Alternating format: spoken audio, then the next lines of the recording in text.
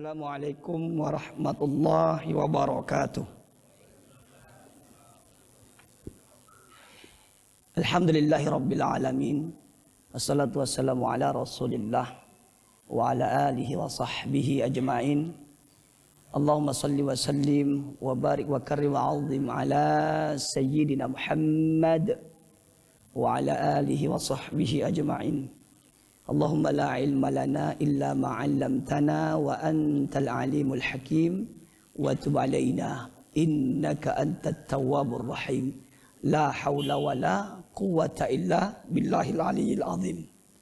Alhamdulillah, bersyukur kita kepada Allah Subhanahu wa taala atas berbagai macam nikmat yang telah Allah limpahkan, curahkan kepada kita.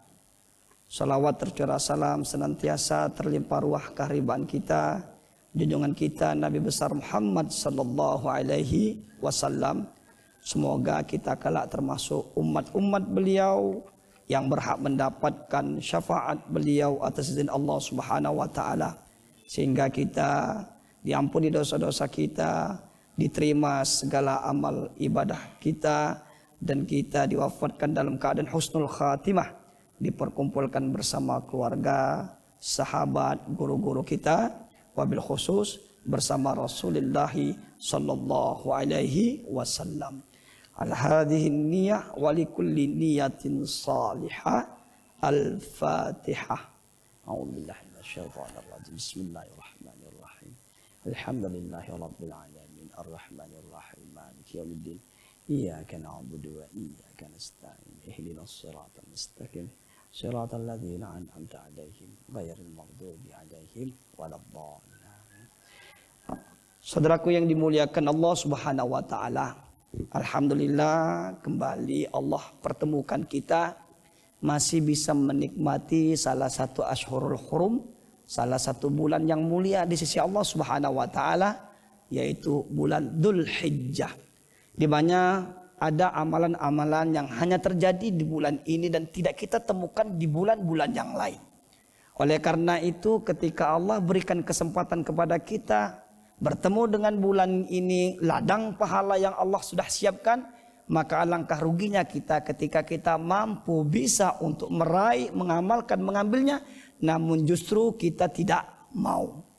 Saudaraku yang dimuliakan Allah Subhanahu wa taala, maka tentunya di antara amalan-amalan tersebut, kita sudah diperintahkan untuk berpuasa mulai dari tanggal 1 Dzulhijjah sampai nanti puncaknya pada tanggal 9 Dzulhijjah.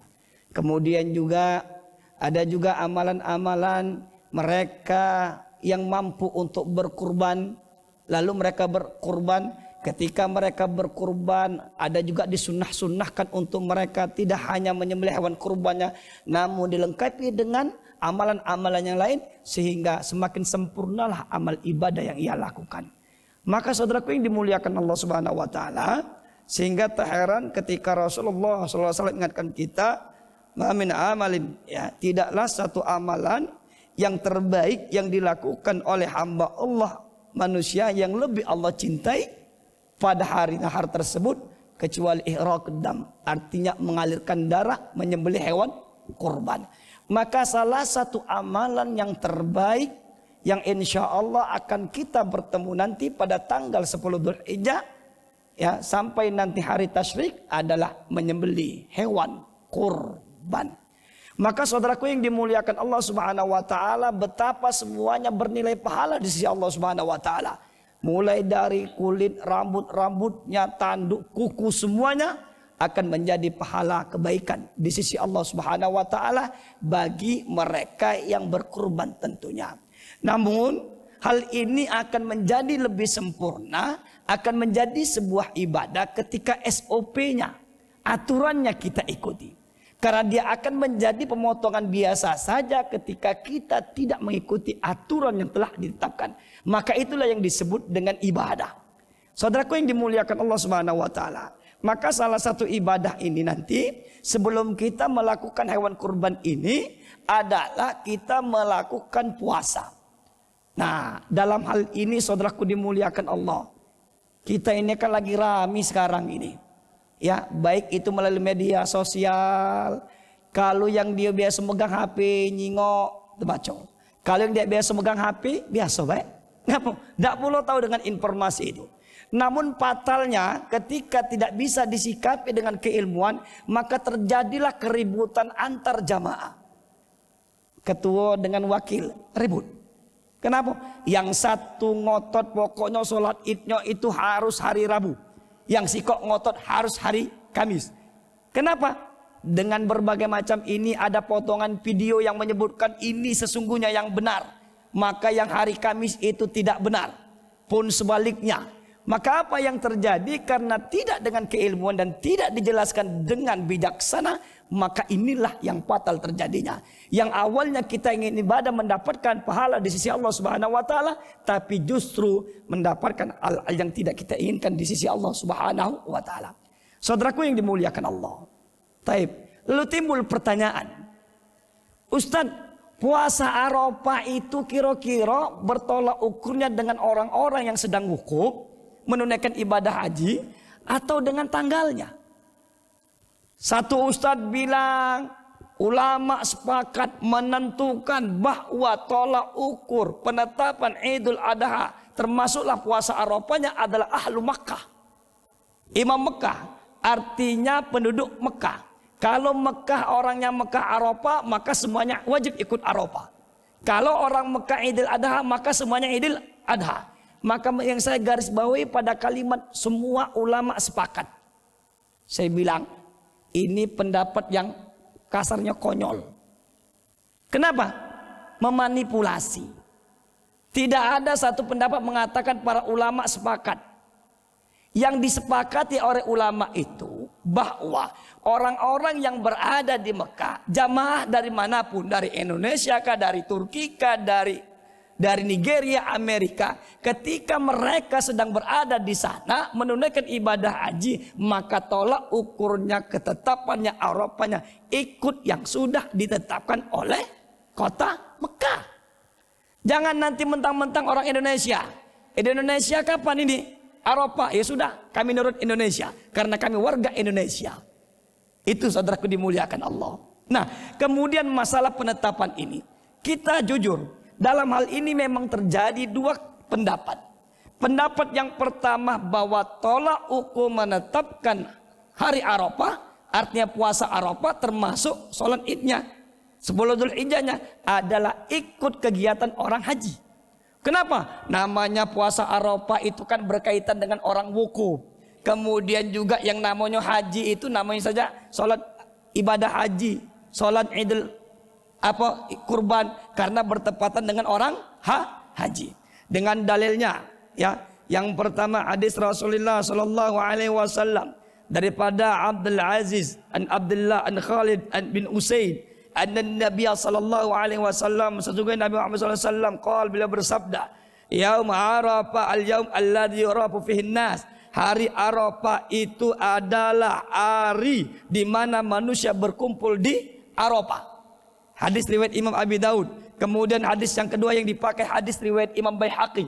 An Aisyata ummul mukminin radhiyallahu anha qalat, daripada Aisyah ummul mukminin semoga Allah meridainya, qalat, ia berkata, qala Rasulullah sallallahu alaihi wasallam, Rasulullah sallallahu alaihi wasallam telah bersabda, Arafah yaum yu'raful imam, bahwa Arafah itu hari di mana imam pemerintah melakukan wukuf, ya. Wal adha yudahil imam, sementara Idul Adha itu di mana imam melakukan Idul Adha, ya. Wal fitru yaum yuftirul imam, kemudian hari fit adalah hari di mana imam mulai berbuka dan sebagainya. Saudaraku yang dimuliakan Allah, maka inilah hujah yang pertama yang dipakai oleh orang-orang atau kelompok yang mengatakan bahwa tolak ukurnya Arafah dan Idul Adha adalah ngikut orang yang ada di Mekah, yang maksudnya yang sedang menunaikan ibadah haji. Taib. Lalu dijawablah oleh kelompok yang kedua. Yang pertama, yang dimaksud hari Arafah benar adalah hari Arafah itu di mana orang wukuf. Ya, kemudian betul yang dimaksud adalah ketika orang di sana melakukan pemerintahnya menetapkan bahwa Arafah tanggal sekian, maka ikutlah yang berada di sana. Itu yang dimaksud. Nah, kemudian saudaraku dimuliakan Allah, Lalu pendapat kedua mengatakan tidak. Arafah itu tolak ukurnya tanggalnya. Kenapa tanggalnya? Dengan nanti dalil-dalil juga. Termasuk Idul Adhanya adalah tanggalnya. Ya, itu tadi. Nah, maka apa di antara dalil yang dipakai? Yang pertama, saudaraku yang dimuliakan Allah Subhanahu wa taala, dalilnya adalah riwayat Imam Abi Daud dan Nasa'i daripada sebagian istri Nabi Muhammad SAW. Qalat kana Rasulullah SAW, adalah Rasulullah SAW yasumu tis'adil hijjah wa yawma Ashura wa thalatha ayyam min kulli syahr awal itsnain wa sya'r min asy-syahri wal khamis. Rasul itu ternyata sudah terbiasa berpuasa tanggal 9 Dzulhijjah sebelum beliau menunaikan ibadah haji. Sebelum haji itu ada, maka beliau sudah berpuasa di tanggal 9 Dzulhijjah. Kenapa? Karena haji baru ada di tanggal 10 di tahun ke-10 Hijriah. Sekali saja Rasul. Kenapa? Di tahun ke-11 Hijriah beliau meninggal dunia. Maka sebelum itu sudah ada puasa tanggal 9 Dzulhijjah. Sebelum ada orang wukuf, sebelum ada orang haji, maka tanggal 9 Dzulhijjah beliau sudah berpuasa. Maka inilah kelompok kedua mengatakan enggak, tolak ukurnya adalah tanggal 9 Dzulhijjah. Ya. Kemudian juga saudaraku dimuliakan Allah Subhanahu wa taala, ya. Kemudian disebutkan juga bahwasanya Al-Hafiz Ibnu Hajar Al-Asqalani beliau mengatakan bahwasanya saum Arafah kana ma'rufan indahum mu'tadan lahum fil hadar. Maka itu menyatakan yang dimaksud di situ ternyata seketika beliau berada sebelum menunaikan ibadah haji dulu, semenjak sebelumnya maka beliau sudah terbiasa melakukan ibadah saum 9 Dzulhijjah. Kemudian juga diperkuat oleh Ibnu Qudamah. Apa kata beliau? Fa amma yaum Arafah, sedangkan yang dimaksud dengan hari Arafah bahwa al-yaum at-tasi' min Dzulhijjah adalah hari ke-9 Dzulhijjah. Hari ke-9 Dzulhijjah. Kemudian juga Ibnu Hajar Al-Asqalani pendapatnya pun sama. Al-Imam Nawawi juga mengomentari hadis tersebut, ya, bahwasanya yang dimaksud tadi yang saya sebutkan di awal tadi, bahwa yang dimaksud hadis di atas adalah ketetapan orang-orang yang berada di Mekah dan orang-orang yang datang di Mekah tadi. Kemudian juga disebutkan juga dalam kamus-kamus bahasa Arab, Arafah itu adalah at-tasi' min Dzulhijjah, tanggal ke-9 Dzulhijjah. Maka ini yang dipakai kelompok yang kedua, bahwa tolak ukurnya adalah tanggal 9. Maka tanggal 9 itu tergantung metodenya, ketika dia terjadi mulai berbeda, maka berarti sesuai dengan tanggal masing-masing. Kemudian saudaraku dimuliakan Allah. Taib, lalu bukankah Arafah itu harus berbarengan dengan orang yang wukuf puasanya? Ketika orang wukuf berarti kita puasa. Taib. Lalu bagaimana kalau orang bilangnya begitu lalu juga dijawab dengan pendapat yang lain? Sorong dengan Makkah itu selisihnya 6 jam. Artinya di saat orang Sorong sudah mulai puasa, wong yang sedang di Mekah itu masih tidur. Kenapa? Masih jam 12 malam. Di saat orang mulai wukuf, kan jam 12 atas nih. Di Sorong sudah berbuka. Lah dia puasa apa? Lah orang uang belum wukuf lah puasa. Uang berbuka, uang baru nak wukuf. Sementara tadi dikatakan puasa Arafah itu berbarengan dengan orang wukuf. Orang wukuf kita puasa. Lalu kawan-kawan di Sorong tadi puasa apa namanya? Kenapa? Karena di saat mereka puasa, uang belum wukuf.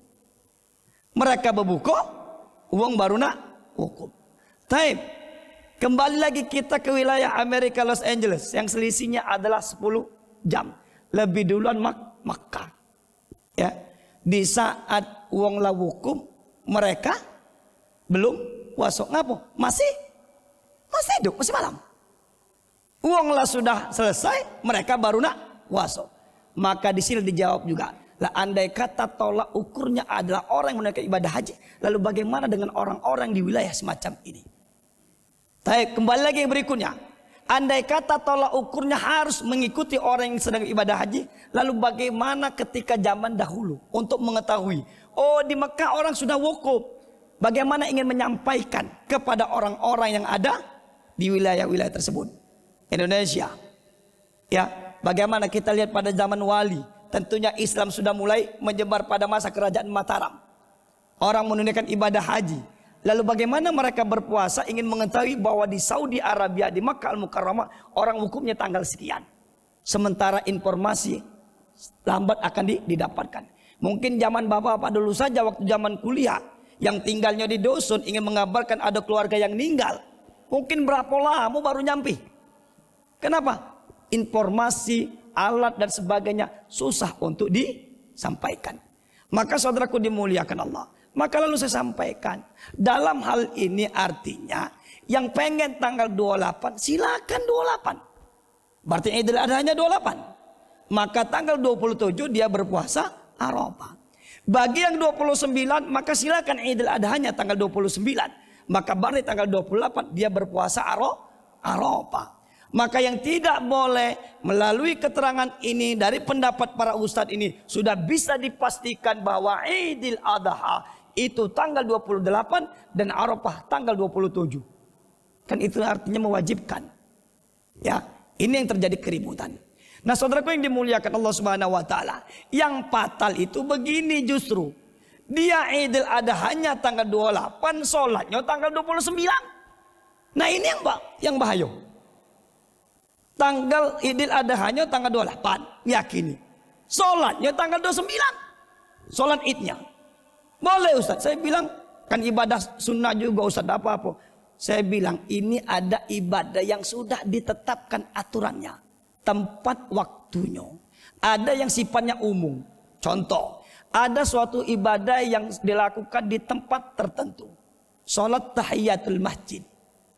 Di mana? Ya di masjid. Tidak bisa di tanah lapang. Sholat Idul Adha di tanah lapang. Tahu-tahu datang mentang sejadah. Lalu sholat 2 rakaat. Sholat apa? Tahiyatul masjid. Tidak bisa.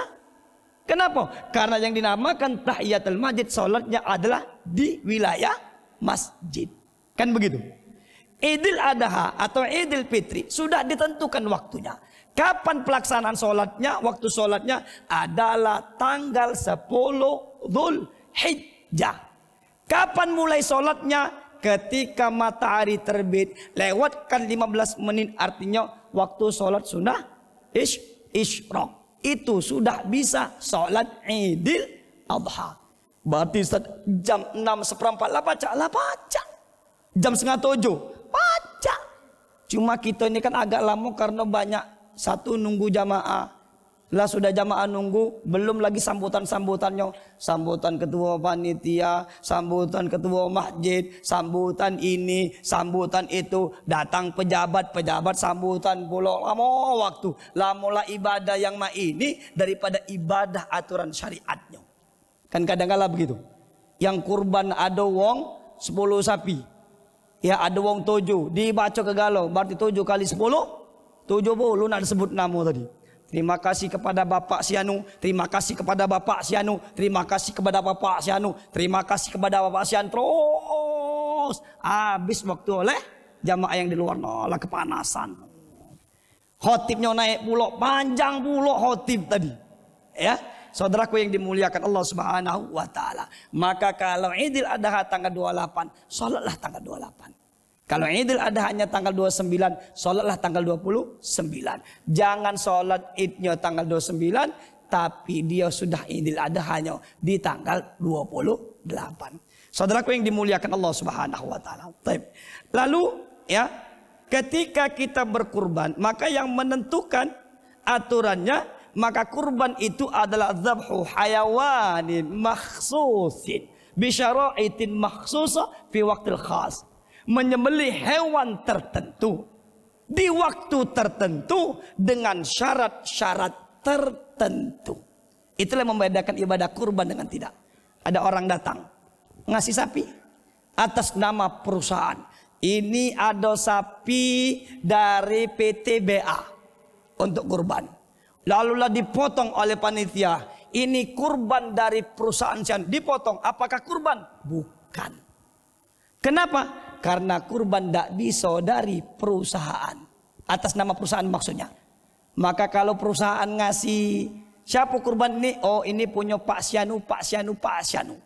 Kalau motong atas nama perusahaan, maka bukan dikatakan kurban, tapi pemotongan biasa saja. Kan begitu. Itu saudaraku yang dimuliakan Allah Subhanahu wa taala. Kenapa?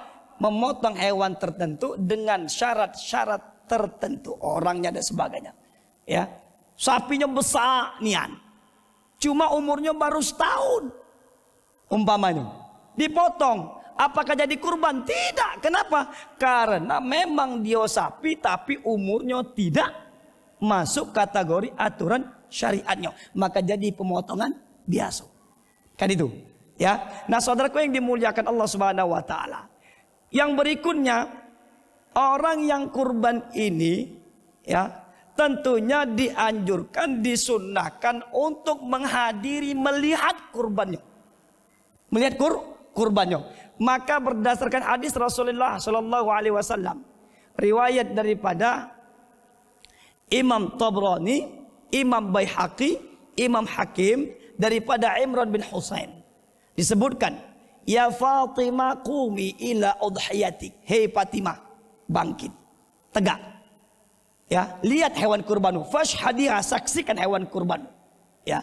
Kenapa? Inda awali qatrati damya, ketika darah pertama kali yughfaru laki dzambi, dosamu diampuni oleh Allah Subhanahu wa taala, mulai tetesan darah itu mengalir. Waquli, lalu bersabda, lalu berdoalah kepada Allah Subhanahu wa taala ketika kurbanmu dipotong. Lalu apa dikatakan? Allahumma hada minka walaka. Duhai Allah, sesungguhnya ini darimu, milikmu, aku kembalikan kepadamu. Inna salati wa nusuki wa mahyaya wa mamati lillahi rabbil alamin, la syarika lahu wa bidzalika umirtu wa ana minal muslimin. Itu doanya. Orang yang kurban akan dipanggil. Kurban satu, Pak Syanu, mana uangnya Pak? Sini Pak. Nak dipotong kurban kamu ini. Potong. Ketika dipotong, disitulah dia berdoa kepada Allah Subhanahu wa taala.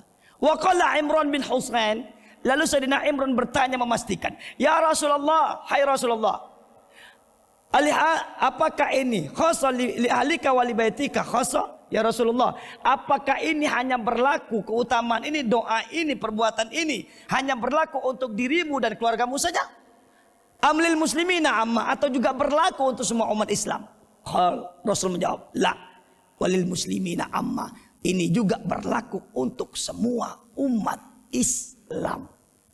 Ini diantara kesunahan yang kadang-kala jarang kita lakukan. Kemudian apa?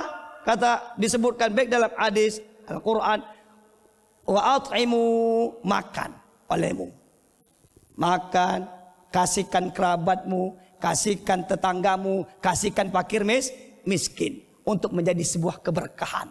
Ya, maka orang yang kurban itu sunnahnya memakan daging kurbannya, bukan daging kurban wong lain. Lalu bagaimana caranya? Kalau hewan kurbannya dipotong, lalu dagingnya dijadi kesiko, sapi 1, 2, 3, 4, 5, 6. Lalu sapi dia yang mana daging dia? Sudah bercampur aduk, bukan tidak boleh, boleh. Tapi sunnahnya mereka yang kurban memakan daging hewan kurbannya. Potong sapi siko, pisahkan untuk yang kurban. Oh, ini untuk Pak Syanu, Pak Syanu, Pak Syanu, Pak Syanu, Pak Syanu. Kenapa? Itu sunnahnya. Karena orang yang kurban itu disunnahkan memakan daging hewan kurbannya. Walaupun kita tidak menafikan ada orang kurban kambing cuma minta sapi. Dia datang bawa kambing, kambing. Cuma aku nak minta sapi, aku dah galak kambing ini. Minta boleh, boleh. Maka dalam Al-Quran Al-Qani wal Mu'tar. Qani ada orang tak ada minta, dia dinjuk payuk, ada mu'tar, ada yang minta. Ya, saudaraku yang dimuliakan Allah Subhanahu wa taala. Lalu Ustaz, apakah dulu orang kurban itu di masjid? Ya udah katik kalau pertanyaannya semacam itu. Dulu kurban itu yang di tempat masing-masing. Di rumah masing-masing. Berarti tidak boleh di masjid? Boleh, asal jangan dalam masjid. Kan begitu. Ya. Saudaraku yang dimuliakan Allah Subhanahu wa taala. Boleh, ya boleh. Karena kalau pertanyaannya apakah dulu ada yang motong di masjid? Tidak ada. Karena semua orang ketika kurban dia memotong di tempatnya masing-masing, menyembelih sendiri, mengurus sendiri. Berarti Ustaz kepanitiaan dulu dak katik pada masa Rasul. Belum ada. Maka ketika beliau sudah mulai tua, dalam artian lah sudah tak kuat lagi nyembelih dewek, maka beliau memerintahkan Sayyidina Ali. Maka diabadikan dalam hadis Imam Bukhari daripada Sayyidina Ali. Umirtu an aquma ala budni atau kama qala Rasul. Kata Sayyidina Ali, aku diperintahkan oleh Rasulullah untuk mengurus kurbannya. Berapa? 100 onta. Untuk Rasul dewek, kurban beliau dewek dengan 100 onta. Bayangkan Pak, 10 sapi baik, banyak gitu. Lagi lamu, apalagi 100 onta. Ya. Lalu apa? Wa alla nu'tiya. Kata beliau, aku diperintahkan untuk tidak memberikan untuk yang ngelolahnya sedikit pun dari bagian hewan kurban sebagai upah. Dari mana upahnya? Indana. Ini upahnya. Ini upahnya dan jangan sekali-kali ngupah. Maka ketika ada orang kurban ngupah dengan bagian dari kurbannya, maka dia tidak dianggap berkurban. Nah Pak, tolong diurus panitia, upahnya gembeklah kepalanya oleh kamu. Maka yang kurban tidak dikatakan berkurban.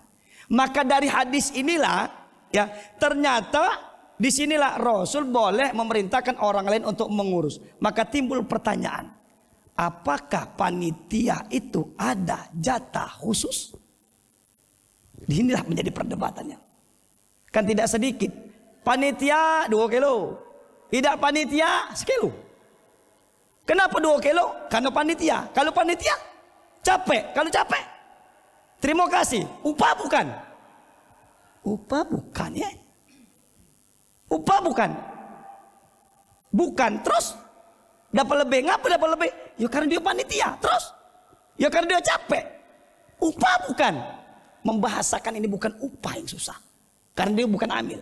Maka disinilah ulama-ulama Syafi'i ada yang lainnya mengatakan bahwa panitia tidak ada jatah khusus.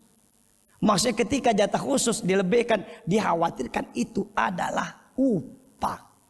Ustaz, hadisnya itu kan yang motong, bukan yang ngelola. Tayyib, saya bilang, apakah mungkin pada masa Rasul waktu Sayyidina Ali itu cuma dipotong ke yang jagal, dipotong ke, nah Sayyidina Ali ini uruslah?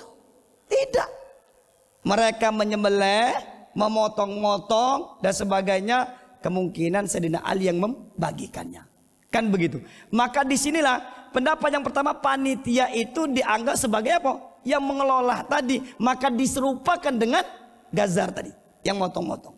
Yang kedua, boleh panitia dapat, dia kan wakil. Nah, dia wakil. Tayyib. Kalau dia wakil berarti dia dianggap orang yang kurban tadi. Sekarang jatah yang kurban lah dimbe, lah dinjuk ke. Sekarang jatah siapa lagi yang kamu mbek? Sementara kamu dianggap wakil. Kan begitu.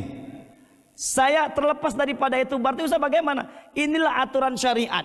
Mau tidak mau, suka tidak suka. Kenapa? Karena saya yakin mayoritas panitia itu ikhlas. Tapi ada juga nak jadi panitia biar dia dapat lebih tadi. Kan saya tidak menafikan. Berarti Ustadz salah. Tidak salah dia mengharapkan. Yang tidak boleh itu menjadikan daging kurban atau bagian hewan kurban sebagai upah. Saya bilang upah panitia wajib, upah panitia dikasih. Rasul saja ngasih kok. Cuma jangan ngasih upahnya daging atau bagian hewan kurban. Dia dapat, yang lain dapat, warga dapat, beliau juga warga, mereka dapat. Cuma bukan upah. Maka kantongnya dan sebagainya dari mana? Duit kurban. Maka saya bilang lebih ke duit itu jangan pas-pasan. Lah, untuk makan panitia, ada panitia yang merokok, duit siapa yang belinya? Ustadz pakai duit masjid haram. Saya tegaskan, haram pakai duit masjid.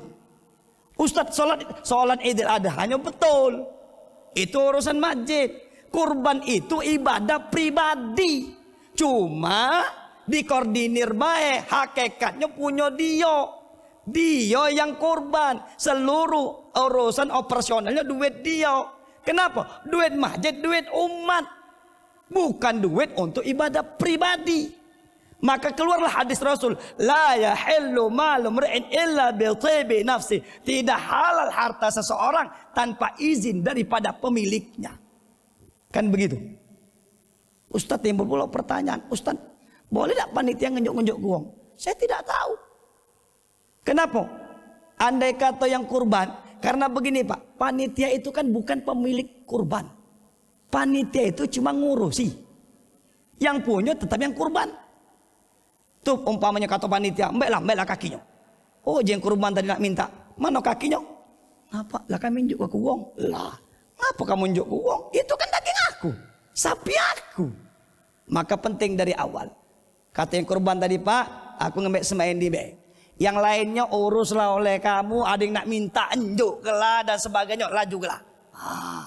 Kalma, ini mohon maaf sedikit tapi akan menjadi aturan syariat.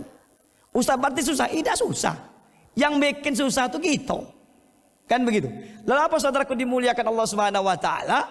Maka tadi dari mana panitia nak dia beli kantong dan sebagainya kecuali ada lebih yang bersih kasih. Ini untuk kamu. Begitu. Ya, yang tidak boleh itu ngambil bagian daripada kurban, puntut, torpedonya dan sebagainya sebagai upah. Hati-hati ya, sebagai upah. Bukan mereka tidak boleh dinjuk, kasih panitia tadi. Cuma bukan upah. Itu baik. Cuma bagi yang mengatakan bahwa dia boleh dapat, wallah alam silakan. Cuma kalau saya ditanya, saya lebih memilih untuk ikhtiyat dan hati-hati bahwa untuk lebih aman tadi. Kemudian saudaraku dimuliakan Allah, hati-hati. Daging tadi bisa menjadi bangkai. Kenapa? Kalau dia belum mati, lah dipotong, maka potongan tadi jadi bangkai. Kan tidak sedikit kadangkala hewan yang mati hilang, buahnya itu hilang. Bertanyalah yang ngomong tadi, Pak ngapa? Sapi ini lanang apa betina? Ngapa? Dikata ke lanang, dak kate buahnya tadi. Rupanya lah hilang buah tadi. Oh sudah disembelih, masih gerak-gerak. Lah hilang, ditetak oleh kawan. Ngapa? Takut dibeli wong. Hewannya belum mati. Maka keluarlah hadis Rasul. Kullu ma quti'a minal bahina wa hiya hayya fahiya mayyitah. Segala sesuatu yang lepas dari kurban tadi, dari hewan yang hidup tadi, dia masih hidup, maka adalah bangkai. Sapinya belum mati, masih sudah disembelihkan belum mati, masih gerak-gerak, ditetaklah buntutnya. Yang buntut ini yang bangkai. Bukan seluruhnya, buntut ini yang bangkai. Dimakan apa? Haram memakan bangkai. Maka pastikan dulu dia mati. Ustaz, apakah nyembelih itu sembarang uang? Tidak juga. Islam, balik, berakal. Ya kan? Yang jelas ngerti caranya. Nah, Ustaz, uang yang sholat itu boleh tak motong? Di sini terjadi perdebatan. Ya kan, tidak semua yang bisa motong itu kan jalankan sholat. Ya, saya bilang kalimatnya muslim, bukan mukmin. Muslim itu bisa jadi agama Islam cuma belum sholat. Bukankah yang meninggalkan sholat itu adalah kafir? Man taraka shalah muta'ammidan faqad kafar. Siapa meninggalkan sholat dengan sengaja maka dia kafir. Berarti zat potongan uang kafir adalah bangkai, tidak sah. Tayyib, maknanya ada dua tidak sholat ini. Yang pertama, ngapo tidak sholat? Males baiklah, males sholat. Ya. Cuma dia tahu sholat itu wajib, tidak mengikat kau. Maka disebut fasik, maka dia masih dianggap muslim. Ngapa dah sholat? Untuk apa kamu sholat? Galak dibuyan ke baik, gawe kamu tinggal galau, kamu kayo tidak dan sebagainya. Untuk apa sholat? Maka orang ini disebut kafir.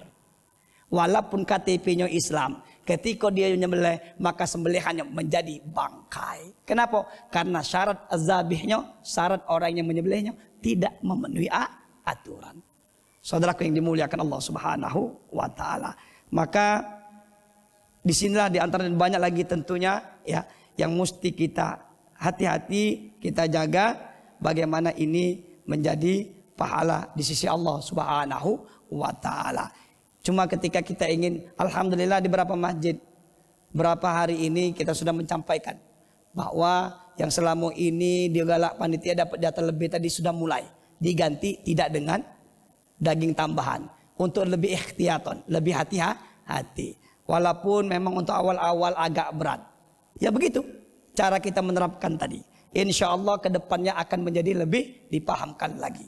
Karena saya bilang tidak sedikit memang nak ngurus tadi manusiawi. Dia pengen dapat tambahan. Manusiawi tidak salah. Cuma yang jadi masalahnya adalah ketika kita menyerahkan itu sebagai upah. Ya, bukan nama upahnya. Tapi redaksinya atau intinya itu adalah upah tadi. Wallahu a'lam. Silakan jika ada yang ditanyakan dulu.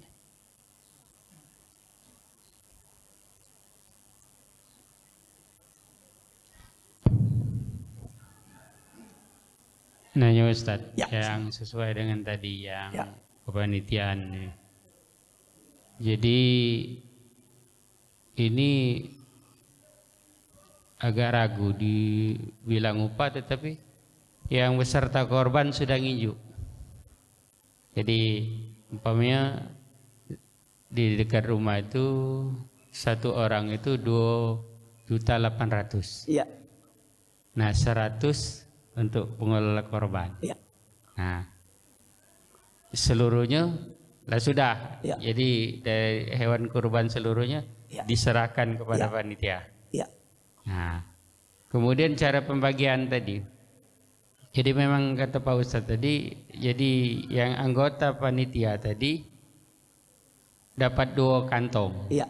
Nah, kemudian yang lain-lain seluruh kepanitiaan seluruhnya dapat 2 kantong. Kemudian ini lebih Pak Ustadz, masih lebih. Jadi seluruh umpamanya ya, di sekitar lingkungan itu berapa RT ya, itu dapat gitu. Ya. Nah masih ada sisa lagi. Ya. Nah itu. Ya. Jadi mana solusi? Ya. Saudaraku yang dimuliakan Allah Subhanahu wa taala. Saya bilang tadi bukan panitia tidak boleh dapat. Bukan tidak boleh dapat lebih ya. Yang tidak boleh itu kalau dijadikan sebagai upah. Tadi kan upahnya benar yang tadi. Contoh harga sapi Pak, sapi ini untuk anunya katakanlah 2,5 juta. Operasionalnya 500. 500 itu terserah nak diapa ke panitia. Bahkan saking tadi ternyata dari yang jual dapat lagi. Simpel kumpul ke panitia, nak dibagi ke oleh panitia, katanya masalah. Itu bukan daging. Ya kan? Duit lebih dari kurban. Nah, tapi kulitnya dijual. Kulitnya dijual, duitnya dibagi ke, tidak boleh. Kenapa? Karena bagian dari hewan kurban. Kan begitu. Dapat, terus sudah dapat duit, dijual lagi daging, katanya masalah. Daging bukan upah. Yang kurban ngasih. Nah, ini upah kamu Pak 100.000. Nah ini daging bela untuk kamu.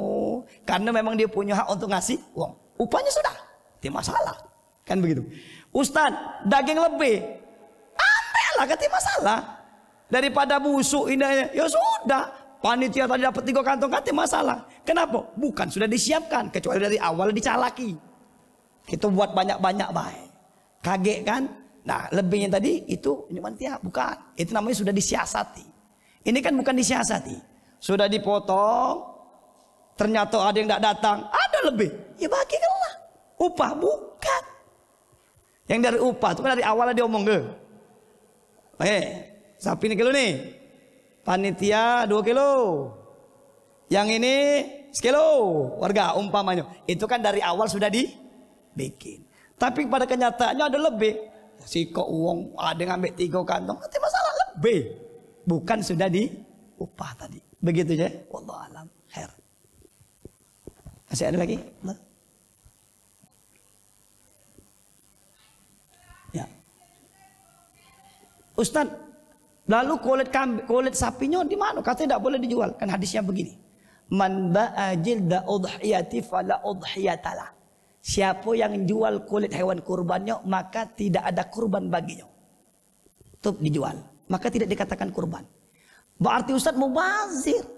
Cuma jangan sampai begini Pak ya, tahun kemarin akhirnya dia tetaklah 5 jari, bulu masih ada, dibasuh ke dalam kantong. Apa yang terjadi?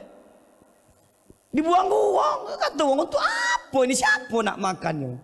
Pada masa dulu, mohon maaf, pada masa Rasul itu sampai isi jeroan itu tidak hati dan dikelola, dibuang. Ya.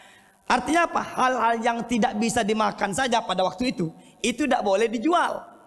Artinya apa? Semuanya mesti dimanfaatkan sebaik mungkin. Lalu bagaimana? Tayyib. Lalu begini saya bilang. Tidak mungkin juga kamu letak tadi. Yang bersihkannya tidak kati. Kalau di suatu tempat Pak memang ada di wilayah yang dekat kami itu memang dibersihkan yan, tadi dia apa? Dikikis yan, baru dibagi ke nyawa. Kaki tadi dibersihkan, ditetak-tetak, baru dimasuk ke dalam kantong juga. Ada yang begitu. Ya. Lalu bagaimana saya bilang? Juallah oleh panitia kan. Cuma satu, jangan jadikan operasional deh. Jangan beli ke kantong, jangan beli ke anu. Kemana duit ini Ustadz? Ini yang miskin, ini panti asuhan. Pak, ini daging, ini ada duitnya. Sesungguhnya kita tuh ngasih kulit. Cuma kulit tadi sudah dibentuk duit. Itu lebih bermanfaat. Kenapa? Terpakai. Ininya terpakai. Ustadz, kalau dimasuk ke masjid, mohon maaf. Saya kalau masuk ke masjid tidak sepakat. Kenapa? Karena itu untuk dimakan. Masjid tadi bukan uang. Ya kan? Maka kalau ada membolehkan, walam silakan. Tapi kalau saya tidak. Kenapa? Karena yang namanya kurban diserahkan kepada orang yang bisa menikmatinya. Maka serahkan kepada orang yang lebih berhak tadi. Wong-wong yang fakir, miskin dan sebagainya tadi. Wallahu alam. Begitu. Nah ini kasus juga Pak. Yang kata Pak Ustaz tadi, kulit kan sudah dibersihkan ini, kemudian dijual kan? Ya. Nah duitnya kita serahkan ini. Nah bagaimana kalau duitnya tadi umpamanya dibelikan beras, kita ubah dengan ini bentuk duit tadi ya? Kita beri beras, kita juga ya. Boleh deh. Itu teknis sih, teknis. Makanya lebih bermanfaat. Mungkin sesungguhnya mereka itu lebih memilih duit dibandingkan beras tadi pecahnya. Kan begitu. Maka kalau saya lebih utama ini duit, ini dagingnya. Kenapa? Mungkin dia nak beli bumbu, nak beli apa dengan duit tadi sehingga apa bisa dimanfaatkan. Kita ngasih kita ngasih kulit dengan dia langsung. Nah Pak, ini kulit untuk kamu. Kayak yang panti asuhan dan sebagainya tadi. Dijualnya juga kan? Masih bentuk duit juga kan begitu. Wallahu a'lam khair. Ya. Ya.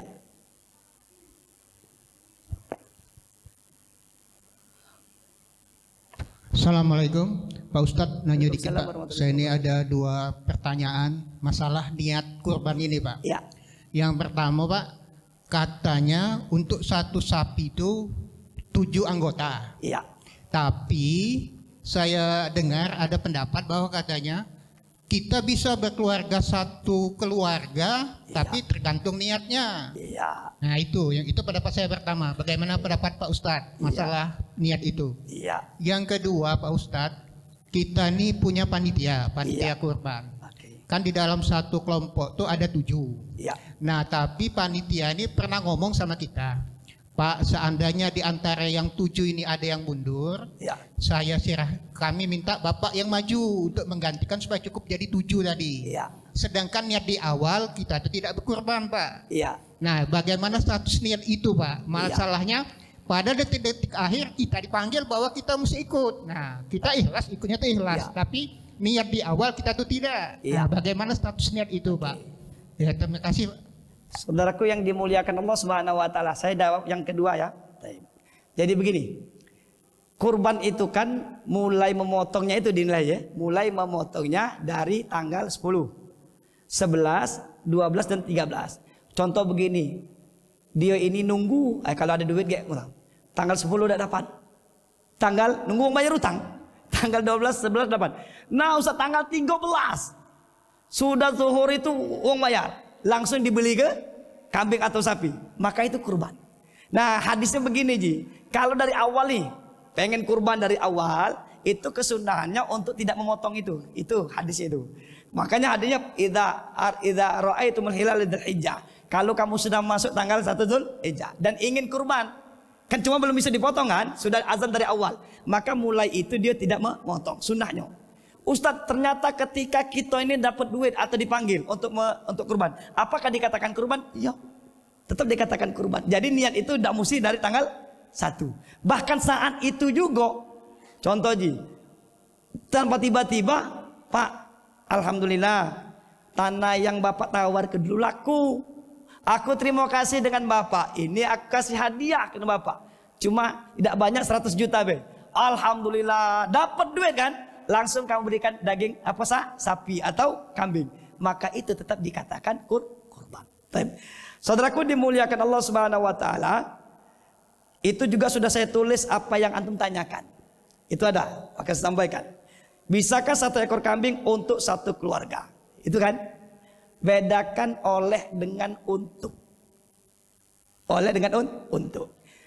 Maka nanti bertentangan dengan hadis. La tujzi'u. Maka kata Rasul, ya kambing, nastariku itu untuk 7. Sementara untuk ghanam itu cuma 1. Sementara Ustaz, ketika Rasul motong pernah beliau berdoa, Allahumma taqabbal hadza min Muhammad wa ali Muhammad wa ummati Muhammad. Tayyib. Jadi begini. Para ulama sepakat. Yang dimaksud kalau untuknya 1 sapi hanya untuk 7 orang. Tidak boleh lebih. Kurang nanti masalah. Ustadz kami siko sapi siko uang. Bagus. Tidak mesti nunggu 7. Sebenarnya 7 itu untuk mencukupkan duitnya. Kalau dia orang rami.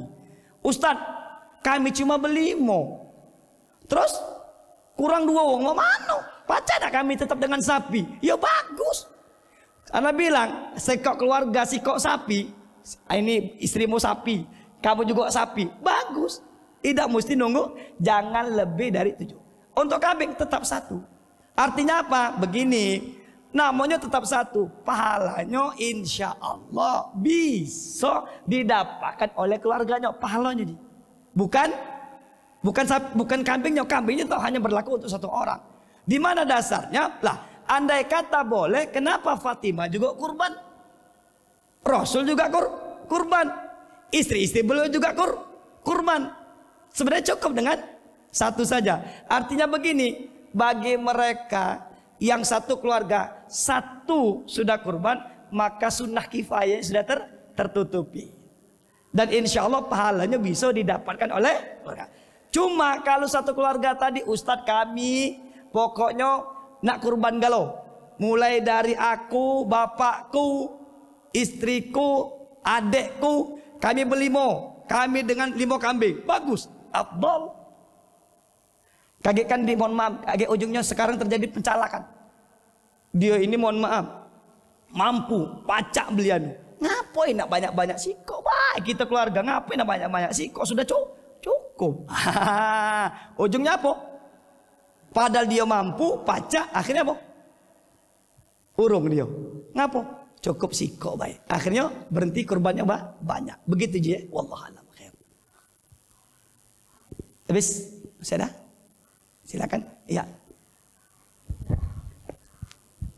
Assalamualaikum warahmatullahi wabarakatuh. Waalaikumsalam warahmatullahi wabarakatuh. Yang tentang sholat tahiyatul masjid tadi, ya. Jadi kalau dia yang di lapangan jelas bukan masjid ya. Ya. Tapi kalau di musola Ustaz gimana? Ya. Oke. Baik. Musola atau langgar? Benar. Ya. Disinilah penting memahami maksud masjid. Apakah masjid itu namanya atau tempatnya? Kan begitu. Contoh Pak, dibuat masjid darurat, masang tenda, cuma dijadikan masjid, dipakai sholat 5 waktu, walaupun bentuknya begitu, maka sudah dikatakan masjid. Musola itu istilah kita. Istilah kita namanya musola. Ya, cuma kita membedakan musola tidak dipakai sholat Jumat. Tapi fungsi musola, kadang musola itu lebih bagus daripada masjid. Nah, maka dia tadi dikatakan masjid tadi, di situ dipakai aktivitas sholat 5 waktu, ada azan dan sebagainya, walaupun namanya musola, langgar, surau, maka tetap dihukumi masjid. Cuma niatnya tidak boleh, bukan usolli sunatan musola, tetap masjid. Cuma istilahnya kalau di Arab itu ada namanya jami, artinya masjid besar yang dipakai salat Jumat. Kalau masjid biasa namanya namanya masjid baik. Musola dalam rumah ada tempat kecil. Aktivitas kita salat musola, maka itu tidak bisa salat tahiyatul masjid. Jadi begitu ya. Karena tempoh hari ada Ustadz yang ngomong bahwa kalau masjid itu dipakai untuk Jumat. Kalau bukan dipakai Jumat bukan masjid gitu. Itu makanya saya tanyakan. Coba tanya balik, apa arti masjid? Tempat sujud. Makanya definisi. Saya belum pernah menemukan pendapat, belum pernah. Wallahu alam ya. Saya belum pernah menemukan pendapat bahwa musola, istilah musola. Cuma yang ada begini keterangannya, musola yang di rumah, dalam rumah. Kan kebiasaan-kebiasaan para ulama itu dia ada tempat khusus untuk sholat. Makanya mihrab istilahnya kita taruh. Nah itu yang benar. Kalau itu yang dimaksud, tak kati. Tapi kalau yang dimaksud musola tak gitu, wong Arab datang gitu nyingok, ini masjid katanya. Dia nyebutnya masjid. Kenapa? Cuma tidak dipakai sholat Jumat. Tapi Ji mohon maaf ya, kalau beliau berpendapat gitu, coba didatangkan dari mana keterangan itu. Karena saya pribadi belum pernah menemukan bahwa yang disebutkan namu kita ya, surau langgar itu bukan dikatakan tidak bisa sholat tahiyatul masjid. Wallahu alam, saya belum menemukan keterangan itu. Karena tetap istilah syariatnya itu adalah masjid. Makanya ada masjid jami, ada masjid jami yang besar yang bisa dipakai untuk sholat Jumat. Begitu Ji. Wallahu alam. Her. Masih ada? Habis? Ya. Assalamualaikum Ustadz, kalau penyembelihan hewan baik korban maupun tidak korban, ya, orang yang kerjanya tangan kidal sah nggak pemotongannya? Apa sih? Tangan kidal. Oh kidal. Ya, ini kembali ke syarat motong. Ya, oke. Makanya ada zabih, ada gazal istilahnya. Zabih yang nyembelih, yang motong belum tentu nyembelih kan? Ya, maka syaratnya itu muslim, baligh, berakal, ya kan? Kemudian tentunya ngerti cara mau motong. Adapun tangan, syarat yang dipakai tidak mesti tangan kanan atau tangan kiri. Tangan kiri laju, tangan kanan Allah. Ya. Kemudian yang berikutnya nyebut nama Allah tak dia? Kalau dia nyebut nama Allah maka tidak dikatakan. Contoh langsung dipotong baik. Maka kan Bismillah potong. Kemudian ada tiga urat itu. Kemudian cara memotong, kalau dia ternyata contoh ini Ji, dinyembelih. Cara kita ini kan kalau Arab kan selesai kan? Ini enggak. Sudah. Nah, belum mati. Dia anuknya lagi. Nah, itu bangkai. Bangkai jadinya, ya. No, enggak mati, diambil, diuntal ke mati, maka dia jadi bangkai. Maka kalau tangan tidak berpengaruh. Artinya ya memang dia kidal, ya dia pakai tangan kiri laju, tangan kanan lebih baik. Cuma kan apalagi dia kidal, tidak bermasalah tangan itu. Cuma yang tadi dia pastikan dia muslim tadi. Kemudian kenapa saya bilang begini Pak? Suatu ketika ada uang hajatan, lalu dia ini disuruh ngambil ayam 200 potong. Mohon maaf ketika diambil tadi, yang tempat dia ngambil tadi Chinese, ragulah dia, nanyo, Pak, mohon maaf, yang motong siapa? Aku katanya. Mohon maaf Pak, Bapak apa agama? Buddha. Berarti dia ayam yang 200 tadi jadi bangkai. Nyembelihnya maksudnya bukan motongnya. Kalau dia sudah disembelih muslim, dia netaknya katanya masalah. Ini dia nyembelihnya. Dia bukan muslim, jadi apa? Ya bangkai. Kan begitu. Jadi tangan tidak berpengaruh begitu. Kecuali dia main ini. Oh, kau patah kenyong. Tidak disembelihnya tadi. Baru itu jadi bangkai. Gitu. Masih ada? Habis ya? Ya.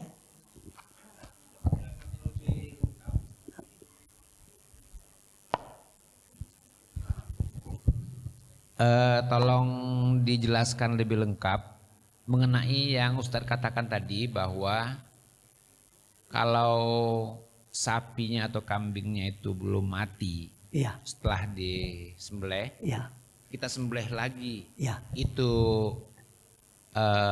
jadi bangkai, iya, itu dasarnya apa? Terima kasih. Ya. Karena itu banyak terjadi di tempat kita, ya, di sini ini, ya, itu sering-sering terjadi. Jadi ya, itu perlu ini sekali sih Pak. Ya. Jangan sampai nanti membuat fitnah. Ya. Terima kasih.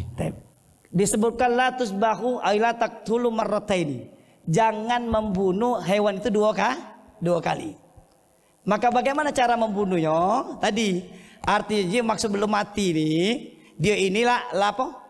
Tinggal nunggu Pak ini. Cuma masih bergerak. Nah, kecuali kalau dia masih kuat nian, masih baca ini, baru dia dipotong lagi. Kan kadang-kadang ini belum mati nih, masih nunggu. Ya tunggulah. Kan masih ini. Artinya dia tinggal nunggu. Kalau tidak sabar tadi, akhirnya Sembelih. Nah, itu yang disebut dengan menyembelih dua kali. Itulah maksud hadis, jangan menyembelih dua kali tadi. Nah, tapi kalau dia ternyata masih kuatnya, masih bergerak, masih berarti dia belum mati nama itu. Artinya memang ada yang belum kena sehingga dia masih lama. Maka sembelihan yang kedua ini dianggap dia seperti nyembelih pertama tadi. Itu yang dimaksud tadi. Ya, kan ada kan sapi itu masih bergerak nih, masih lari. Oh, atau masih kuat nian, masih nerjang, masih apa dan sebagainya. Berarti memang dia belum namanya. Cuma kan ada yang memang dia tadi sudah cuma tinggal masih masih ya. Dia tetanya lagi. Nah, itu kan sebenarnya dia tinggal nunggu bae. Nah, itu yang dimaksud yang tidak boleh disembelih lagi itu, yang semacam itu. Nah, ya cuma kalau tadi dia masih ini bergerak, lah dipotong tadi yang potongannya tadi jelas, potong yang dipotong tadi. Kenapa? Karena dia belum mati tadi di situ. Bukan seluruhnya yang dipotong tadi yang dimbek tadi Ya kalau dia ditetak umpamanya buntutnya itu baik, bukan seluruh, bukan buntutnya baik. Itu yang di situ. Khair. Habis ya? Masih ada? Ya. Jadi itu saudaraku yang dimuliakan Allah Subhanahu wa taala, ya.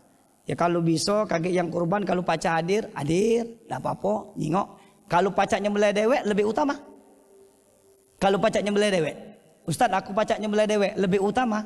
Ya, cuma kita siapkan juga uang yang pacak. Umpamanya siapa tahu dari yang 7 itu kata yang pacak, siapa motongnya? Lajulah Pak, uang yang ngerti tadi. Ya, cuma kalau dia pacak motong dewek, itu lebih utama dia motong dewek daripada dia nyuruh wong lain tadi. Itu afdalnya. Begitu tadi Allah. Habis ya. Saudaraku yang dimuliakan Allah Subhanahu wa taala, semoga menjadi ilmu barokah bagi kita semuanya. Nastaghfirullahaladzim alladzi la ilaha illa huwal hayyul qayyum wa natubu ilaih. A'udzu billahi minasyaitonir rajim. Bismillahirrahmanirrahim. Alhamdulillahirabbil alamin. Allahumma shalli wa sallim ala sayyidina Muhammad wa ala ali sayyidina Muhammad. Allahumma ighfir lana wa liwalidina warhamhum kama rabbawna shighara wa nas'aluka ya Allah uluman katsiratan fa'una fid dunya wal akhirah. Allahumma rzuqna rizqan halalan thayyiban mubarakan. Allahumma nastaudil kama qara'nahu min hadzal yaum ya Allah farduh ilaina inda hajatina ilaihi. Rabbana atina fid dunya hasanah wa fil akhirati hasanah wa qina adzabannar. Walhamdulillah Rabbil alamin. Taqabbalallahu minna wa minkum. Minna taqabbal ya karim wal afu minkum. Wassalamualaikum warahmatullahi wabarakatuh.